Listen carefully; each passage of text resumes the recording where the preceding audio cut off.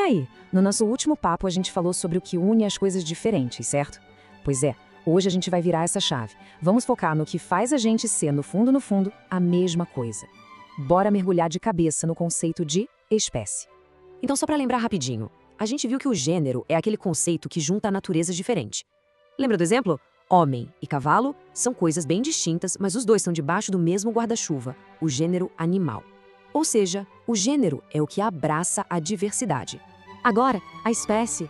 A espécie faz o caminho contrário.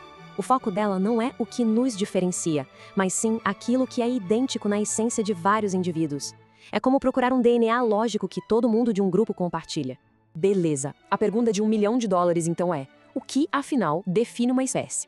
E aqui, atenção, ponto importantíssimo. A gente não tá falando de biologia, de cruzar bichinho, de DNA, nada disso. A nossa conversa aqui é sobre lógica, pura e simplesmente sobre como a nossa mente organiza as ideias. Para começar, tem uma definição mais, digamos, estrutural, que vem lá do filósofo Porfírio. Para ele, é simples. A espécie é o que está embaixo do gênero. Pensa assim, o gênero é uma gaveta grandona. A espécie é uma daquelas divisórias dentro da gaveta, sabe? Bem específico. É uma definição que só olha para a hierarquia, para a organização. Mas agora a gente vai mais fundo. Tem a definição dialética, que é mais substancial. A espécie, por essa ótica, é a resposta que a gente dá quando aponta para um monte de indivíduos e pergunta: tá, mas o que é isso? É a resposta que vai na mosca, que revela a essência do que aquela coisa realmente é. Olha só que exemplo claro. A gente pergunta: o que é o Pedro? A resposta que importa, a resposta essencial, é homem. E se a gente perguntar: e o que é o João? Adivinha? A resposta é a mesma: homem. Essa palavrinha homem é a espécie, é a essência que os dois, Pedro e João, têm em comum. E aqui que entra a ideia central de hoje: diferir apenas em número. Essa frase é a chave de tudo. Tá, mas o que isso quer dizer na vida real? Calma, vamos usar uma analogia que vai deixar tudo cristalino. Vamos começar do geral, do topo da nossa pirâmide. Imagina o gênero refrigerante. É uma categoria bem aberta, né? Cabe um monte de coisa diferente aí dentro. Ok, agora vamos descer um degrau. Dentro desse mundão de refrigerante, a gente tem a espécie refrigerante de cola. Opa, já ficou bem mais específico, concorda? Já tem uma cara, uma identidade. E agora o pulo do gato. Pega uma latinha de refrigerante de cola na sua mão. Agora olha para outra latinha idêntica do lado dela. Na essência, o que elas são? A mesma coisa, refrigerante de cola. A natureza delas é a mesmíssima. A única diferença é que elas diferem numericamente. Ou seja, são dois corpos, dois objetos separados no espaço.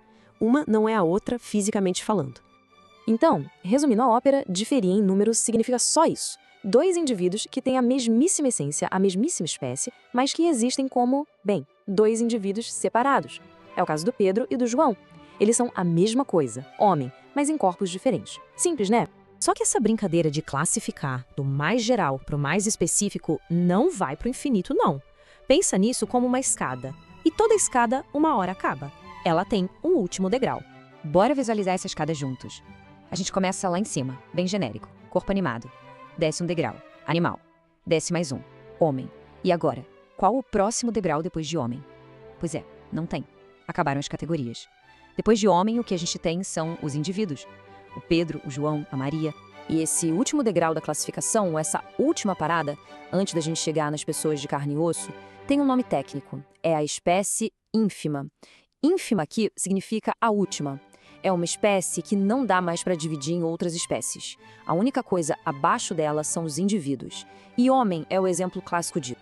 E aqui tem uma ideia que é muito, muito forte. A espécie ínfima é tipo um muro. É o fim da linha para a lógica que busca a universal. Depois dela, acabou a classificação.